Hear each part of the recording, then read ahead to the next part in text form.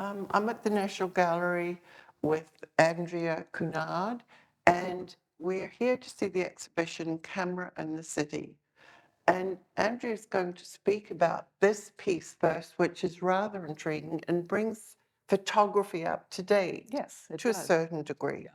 Well, a lot of the photographers who are in this show, we go back right to the middle of the 19th century. So there's different ideas of public space in this show, which I find very interesting. And one of the things with Cheryl Sorks's work here is that she is addressing the city space, the public space of the city, as something that's now informed by digital technologies. Everybody's on their phone, everybody's looking at their phone, this kind of thing. So she's taking these pictures of people and then she's introducing an algorithm into the image so that it becomes distorted. And what she's doing is questioning how the camera captures and depicts reality, what we think is real, what we think isn't.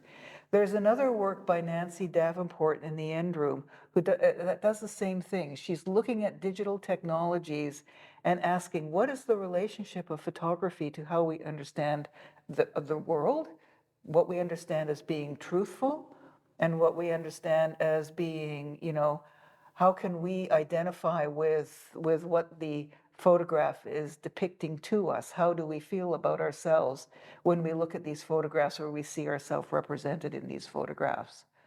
So there's lots of really interesting ideas of public space in this work, and Cheryl's work was something for me that I had to introduce because it really, and Nancy's as well, Davenport, as something that brings us right into the moment that we find ourselves right now. Yes, and a lot of photographs bring out an emotional response from the viewer. And of course, it's a story between the viewer and the photographer.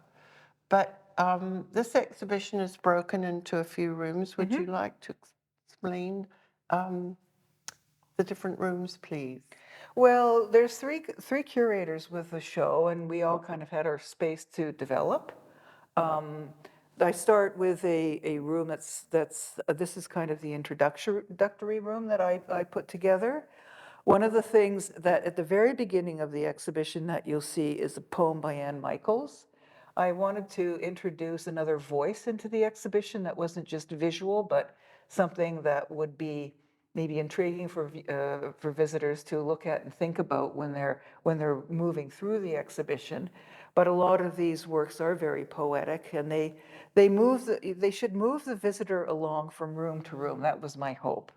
And so I see all of these photographs as a group, and they each bring something individual to the show, but they also work with one another to create kind of an environment for the viewer to look at and to experience. So this is, like I say, a little bit of an introduction. There's different ideas here that are being represented. There's the homophobic acts that are experienced by some people in the city, and that's Sunil Gupta work over there. There's this is a photograph by David Goldblatt, who is a South African photographer, who gives you a very, very different idea of the city in South Africa. And then there's Gordon Parks over here, who is a Black photographer, very famous Black photographer, who addresses racism in the city. And then we have April Hickox, whose work kind of invites you to go on a voyage with her down the St. Lawrence River as she looks out the portholes to see, to take pictures of the city as she's drifting by on the boat.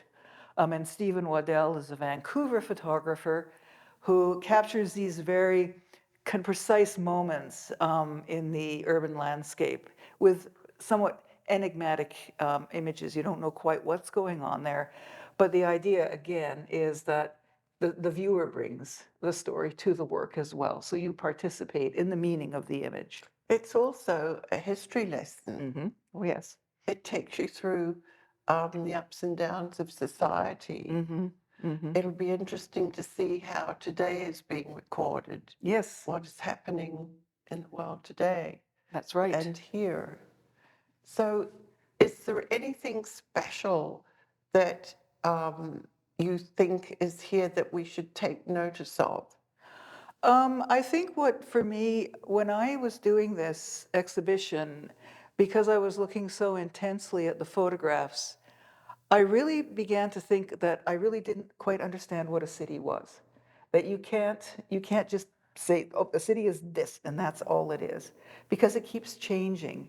And yeah, I have a little quote up by Jacques Derrida, and there's Italo Calvino, who they talk about these things that you just people try to make have in the past tried to make something the city something very solid. Okay, it's going to be on grid lines. It's going to be the beautiful city. All these idealistic ideas of cities, but it never works out that way because there's people in the city always changing the city.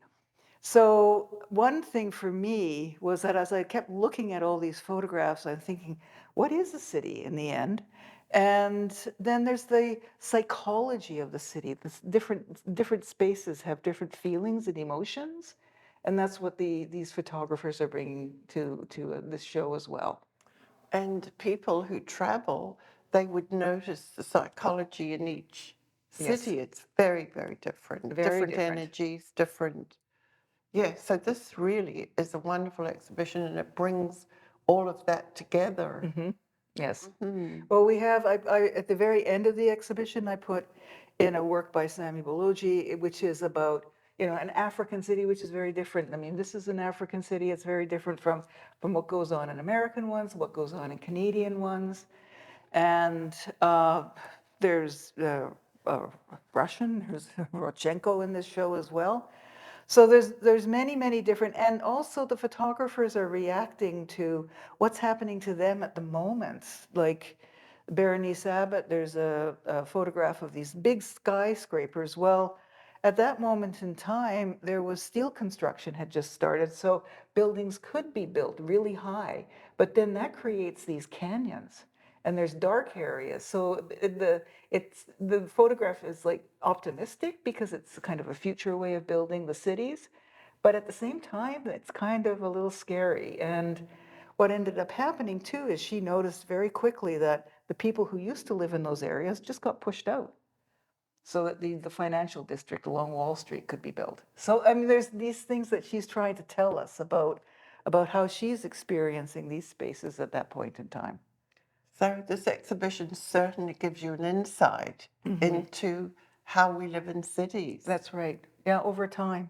Yes. And how people experience them, throughout the decades, the centuries. And Yeah. their life. Yes, It their life. changes over your Yes, life. that's exactly it. Yeah. So thank you very Thank much, you. Andrea. Thank you for coming. Thank you. Yes, and you have a few special events happening. Yes, we do. We have a talk on Saturday at 11 between two artists in the show, June Clark and Clara Gucce. June's from Toronto, Clara's from Montreal. So that will be in the space. Thank you very much. Thank you. Thank you.